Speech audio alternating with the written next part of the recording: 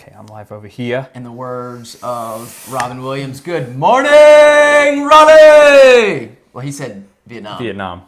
But it's close enough. Yep. Good Friday morning, Man. everyone. Two favorite realtors on the internet. That's right. I'm Sandy Roberts. Bryant Lovett, guys. So good to be with you. As always. Hey, listen, not that anyone cares, but can I just say this real quick? Today is the start of the U.S. Olympic trials for track and field. Boom. Out in Eugene, Oregon. Unrelated to track, but it's happening, and that gets me excited. As a big runner, I'm pumped. It's exciting to watch. It is, because we got Olympians about to. In That's fact, right. actually, let's bring it full circle. Ooh. You might have seen this here in Raleigh. I don't remember her name, but there's a 16-year-old girl from Cardinal Gibbons who just made the swim team, or the Olympic United States Olympic swim team to go to Tokyo. Dang. And I think repping North Carolina. Repping NC, made the trial at 16. Yeah. It's That is crazy. incredible. I know, you think about having an Olympic, Olympian on your CV. Yes. That's. I mean, I grew up thinking I was gonna go to the Olympics. That's right. And now I'm sitting at home watching Olympic trials. It's Come life, to the people about real estate. Life hits you real hard. Comes at As you. Langston Hughes says, a dream deferred. That's right. But That's right. there's Hey. cool ways in which God can turn that dream into something even better than we can ask or imagine. That's exactly right. Yeah. Guys, we're going to dish you some good stuff today because this market is just insane, as we've all been saying, right? We're all very familiar with how insane the market is. Okay, but since we've been talking about how insane it is, it's important to bring up this pesky two-word problem that we've got, which is due diligence. Due diligence. So we're going to talk a little bit about due diligence. diligence. Talk about kind of how that plays into the importance of when we go on these showings with our clients. Yeah. What position that we have to put ourselves in, also our clients. Yep. And I think that should give a little bit of context. Brian, I clicked, you got someone joining you. That's right. For some reason, it's saying, hang on, we're telling more followers to join. I'm hoping someone is watching this. That's right. Nothing else, we will be on YouTube later. That's exactly right. I don't know if this Facebook, it says live. I don't know if I can trust it. I don't know. I'm glad to see you have somebody. I got my boy Staff tuning in. Awesome. So Is that he's tuning in from Germany? That's Stafford. That's right. Stafford, hello, sir. Dude. Okay, well, Love Raleigh joined, so it looks like, which is a special Instagram account. If you're not following, you should. You should be. So, Brian, let's do this. Why don't did you have one stat for us? I do have a stat. You want to drop, and then let's jump right into again due diligence, which we've talked about ad nauseum. But because of the amounts that we're seeing and the weight of the due diligence period, what you and I are doing when we go on our showings, really our one-time showings for if we have to put offers in, what that looks like. That's right. I mean, there's a lot of weight that goes into that. A lot of weight. So, with that being said, let's actually segue with this stat. I think it's going to segue nicely. Perfect. So, at the numbers for May, we keep analyzing what's happening in May, but we also keep analyzing what's happening on a week-by-week basis here in June. Mm-hmm. In Wake County, as of this past week. Oof. Okay. Hit it hard. Here we go. Yep. 94% of homes, 94% of home transactions, we're talking residential, have closed above list price. Wow. 94%. That was in Wake County? In Wake County. In the previous month. This past week. That's I'm from sorry. May? That's May. Okay. I'm sorry. That's May data. So that stat should rock our world just a little bit. I mean, in some ways we expect that to be the stat. Totally. We definitely expect that to be right. the stat. But it hits us hard when we see a percentage that is in the 90. It's so overwhelming that the chances of any of our clients getting something at the list price or below, it's almost non-existent. I mean, at 6%. Yeah. Right, if I can do my math right. Yeah, that's right. And those properties could be enormously distressed. That's right. Or wildly overpriced. Right. And we know the stat too. You said that if listings are overpriced, we are seeing on average them selling at 93%. 93% of their asking price. Yeah, so that's good. So price low, sell way higher, 94%. That's right. Are going higher. That's right. You price too high, you're gonna pay. That's right. Again, you may just be at asking more often than not, but if you are way overpriced, you're gonna take a real cut. Right. So Brian, I think let's make that jump then. Yeah, that's right. So because of that, there's immense pressure, obviously, to put in very stout offers. Yes. With very stout offer terms. Yes. And due diligence being a big one. Yep, the due diligence fee is huge. It's huge. And so, I think on average, I would say probably 10 to 20. Yep. And then again, in certain instances, what we are seeing is, 20, 30, 40. And people, we've talked about this, people taking part of their due diligence, or their down payment rather, exactly right. and putting it in. Sometimes their entire down payment. So that's exactly right. As to say, we're not going anywhere. That's right. But Brian, let's draw out this thread here. Yeah. Then that puts immense pressure on you and I when we go on probably what we'll get one showing. That's right.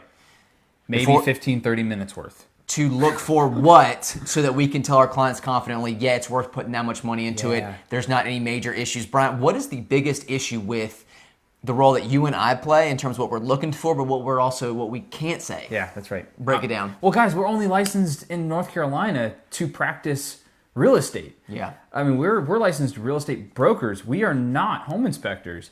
We're not appraisers. We're not plumbers. We're not electricians. I mean, honestly, there are some real estate agents out there, and I'm very envious, that do hold numerous licenses. Yeah. But that's most of us. The large majority of us don't. We are licensed brokers, and we can only use our brokerage. We can only use our license to the extent that, the state of North Carolina allows us to use it. Yeah. So we can't speak into certain things. We can't definitively say this is or is not failing. This is or is not okay. Right. We are muzzled in many ways, and at the same time feeling immense pressure as broker. I mean, if you're a real estate agent tuning in right now, my buddy Glenn just tuned in. Your buddy Matt, I think, just tuned in. We feel this pressure, do we not, as real estate agents? Yeah. So you get 15 minutes at a house, 30 minutes at a house. It's crawling with other folks. So you feel like you can't really even dive into what you want to dive into. Maybe someone's already in the crawl space and you don't feel like you can join them. So it's like, okay, what do we do then? What are the 3 to 4 things when you go through? Because a couple things I'm looking at, and I hope those are right. But what are you looking at to say, hey, I feel within the realm of what I can say, confident that we should move forward, we can move forward, and as is purchase, which a lot of times we know is the only way to get something accepted, is okay. That's right. Yeah. What are those things that you're checking? So I mean, and I can put things in different categories, but for the most part, I'm looking for large ticket items. Yeah. I mean, if we're over scrutinizing the small ticket items, then we're probably wasting our time. That's right. For the most part, there's a lot of stuff that's going to be wrong with a home, period, no matter what house you look at. So there's going to be a lot of things that will come back on a home inspection report that do need addressing theoretically. Right. But what is going to fail that affects your life? What would fail that affects your occupancy? Do we have plumbing issues? Do we have electrical issues? Yeah. And so we try to look at the big ticket items. Thankfully, the big ticket items can, in a lot of ways, be items that do stick out to us. Yeah. And the second thing would be materials themselves. So I'm watching like a hawk. What is this house made out of? Yeah. Do we have polybutylene piping? That's right. Or do we have copper piping or plastic piping? What are we working with? What's the siding? Is it hardy plank? That's exactly right. Is it is it four-side brick? Yep. What type of materials were used? And that can, I'm just going to go ahead and say that the disclaimer is it can indicate to us the likelihood that this house is going to be a solid purchase. That's right. Something that's worth sinking more of your due diligence cash into and taking a bigger risk. Yeah. And I mean, a lot of times too, looking underneath the home gives you a large indication. Yeah. Again, I can't say that this thing is structural sound or not. Yeah. But if there are certain things in the crawl space that jump out, hey, I can visually see if a pier is leaning. That's problematic. Now, that doesn't mean structurally we can't fix that, and that's not insurmountable. Everything. It's all about tolerance of what. Right. So nothing is insurmountable. Right. That's but if there are multiple piers that are leaning, well then. That's right. Those are the main. Those are those things that are. You probably have 2 rows of those. Yeah. And these are the large, usually brick and/or cement blocks that are helping to keep the home up. Yeah. Nothing's insurmountable. Right. Everything. We've seen repair requests. We've seen projects well over $50,000. Yeah. But see, here's the thing, and I was talking to a client yesterday, and they were saying, hey, we bought the home, everything looked good, bills on septic. Within the first year, the field, we had to replace all the field field drains, some of the septic itself had started to cave in. Yep. It was a $20,000, and it's like, there's no way that you and I are going to be able to, not obviously visually see that, but know that even a seller wouldn't. That's right. So there's a lot of things that we don't know about homes, and that's the hardest part. The hardest part. And obviously, even like, wood, what's the wood destroying insects.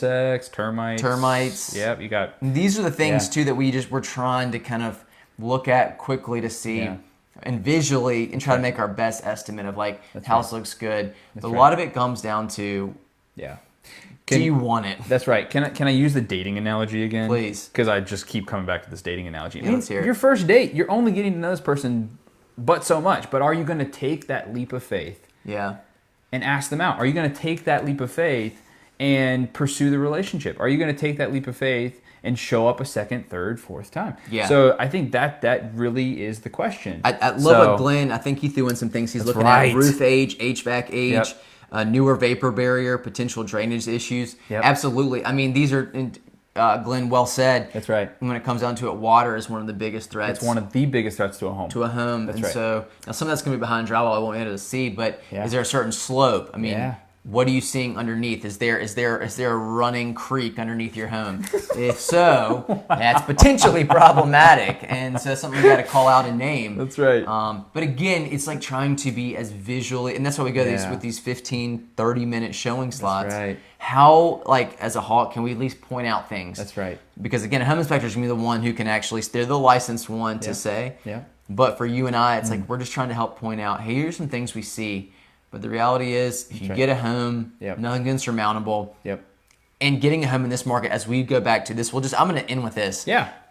Drop it. That is the deal in this market. It's that's just the even win. getting that into is the home. win. That's exactly right. That is exactly right. No problem is insurmountable. And if you're buying into a market that is appreciating, then chances are the remediation of that problem or the fix to that problem will still be income earning for you one day. And still be worth your cash. And that right there, ladies and gentlemen, is something you need to hear. That's right. This Friday. That's right. So with that being said, guys, we're excited to go do some home showings this weekend. You got a listing coming up. A couple listings. Yes. Yeah, we got a lot of activity going on. A lot of stuff coming, listing next week. So let's hey, if you got any questions on real estate, we'd obviously love to talk to you. But if nothing else, keep working with the great realtor you're working with. But we love talking about these issues, just trying to bring more to bear, make sense of the market, and continue to be your two favorite realtors on the internet. That's right. Guys, crush this weekend. There we go. Enjoy it. And if you're searching for a home, good luck. Yep. And then we'll see you guys next week. Absolutely. Have a great weekend.